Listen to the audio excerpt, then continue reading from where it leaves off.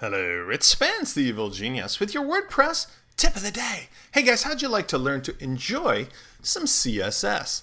Yeah, you know what I'm talking about. If you are not a coder or a developer, which is pretty much our core audience, because we're teaching you how to think like an entrepreneur and be a designer second, well, there's a way for you to add some really cool, interesting, customized elements that you might otherwise not have the chops or developer skills to do at the moment. Now, one of the great things about this site, enjoycss.com, is it not only gives you the elements in the way you want them, but it also shows you how they're made up. So along the way, following our Lego block mentality, you can learn the underlying code that is in the particular element that you're copying and pasting without it necessarily requiring you to be an expert to generate. This is kind of our own little Socratic method, or our Lego block building method, where I want to show you how to take all the pieces, put them together, get the result, get paid, and along the way, increase your capabilities. This is how I learned, and this is how I want you to learn too. Now, Enjoy CSS is free, and it's another tool that's great for your developer toolkit. Let me show you what it does. We can scroll here, and we can say, for example, by what we want to accomplish. Maybe I want to style a blank area, some input field, a block of text, some buttons. Maybe I want to generate different elements and attributes, right? Shadow effect, background effect, border and radius. Maybe I have some examples here to choose from that would help me figure out what I want.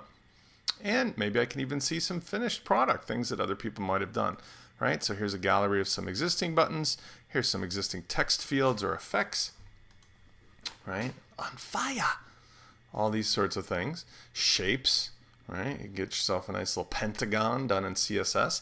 Gradient patterns, artwork, and so on. Now, let's say, for example, I like this little 3D button called the bomb. I can go ahead, click on it. It's going to take me to a workspace where I can go ahead and immediately copy what I need and use it in my WordPress site. I can play with it and see what the rollover effect is, what the click effect is.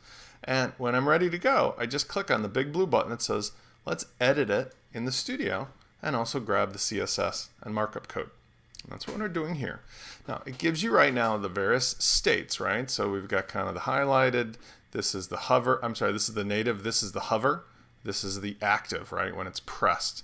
We can modify them and tweak them any way we want, right? I mean, if, for example, here we wanted to change the background color to blue instead of red, no problem. We could change the shadow and the border and radius and the transitions. So the first part of this particular Enjoy CSS that I like is that it gives you plain view, WYSIWYG access to all the various attributes that you would need to change the look and feel of something as complex even as a button. And you don't need to know what the actual CSS code would be or what the syntax would be. It's going to tell you what it does, but then at the end, here's the best part. We can click on Get the Code, and now it gives us two things. It gives us the HTML markup, which is what we're going to use to actually embed this into our WordPress site. It gives us the full CSS, and we can get it in a variety of ways. You guys are going to take the native CSS, but if you also like to use one of these compilers like Less or SCSS, you can use that as well. In the native CSS, we can add this right to our LabZip custom CSS child theme in the child theme, and it'll allow the results to show. Now, it also gives a couple other things I might as well tell you about. It gives you compatibility here, right? So if this is something really cutting edge and it's not yet compatible with certain browsers, or I should say not compatible with a lot of legacy browsers, you'll see it right up here. So you can gauge where and how the thing that you're going to make could be working. Let me show you how this goes into place. I've created a sample page over here on our Lab Playground site, and I've embedded the button you saw, and I changed it to say da bomb instead of drop the bomb.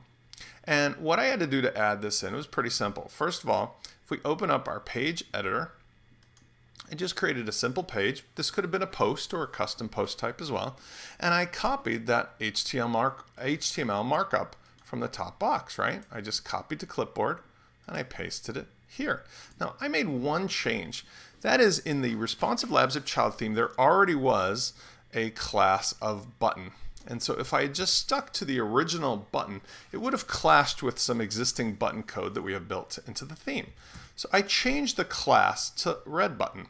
And you can think of a class as being pretty much like a specific name. So I'm Spencer Foreman, right? Now, it's not like an ID, because an ID would be more like a general thing such as I'm a male or I'm an attorney. But a class is a specific name, so you can really specifically refer to one element. And in this case, I'm using this red button. So I'm adding red in front of it.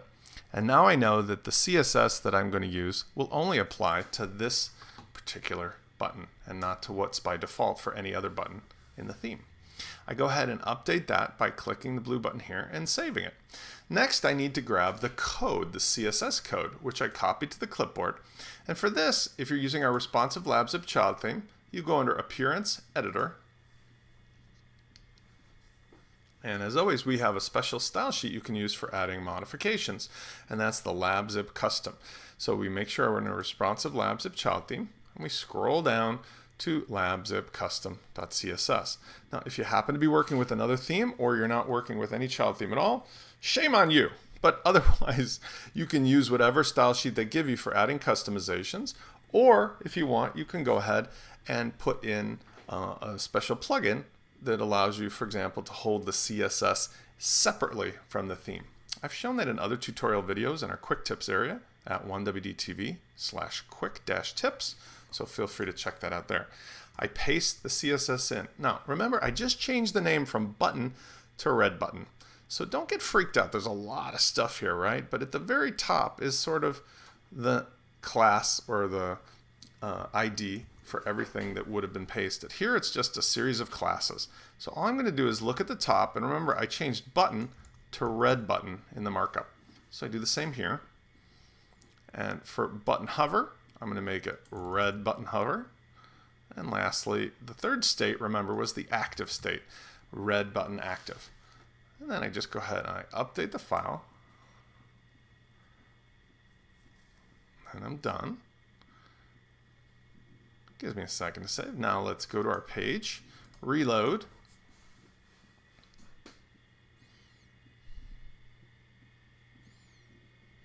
And there we go. We've got even the custom little ugly blue on it, but you can see how easy it is. Now, there's lots of other things you can do with this code generator, and I won't go into all of them here, but just to give you the basics, if you were going to start from scratch, this is really handy for learning about what things go into making a new button, right? There's everything from the color of the background to, let's say, the box shadows, right? If I wanted to add a really weird red shadow, see how I can now see it? And now I can adjust other things too. For example, if I want to increase the offset, I can learn what offset means. I can learn what offset to the y-axis means, right? That's vertical. I can see what blur means. And what I love about this is a great educational tool because you can see exactly what these things are that are being changed, and then you can remember, okay, when I go back and look at the code, let's look and see what box shadow is. And I can look down and I can see, box shadow. So when I go ahead and make a change, this is what happens, right? X-axis, Y-axis, blur 20 pixels. I've got the color as an RGB. A is the red color is 2550-01. So in other words, it gives you a way, if you care, to kind of go from the visual to the CSS, and slowly but surely helps you to learn a little bit more every day about what to do. But yet, you're still able to enjoy your CSS today. Hopefully this has been a great quick tip for you. As always, this is Spence, the evil genius, and I'll see you next time.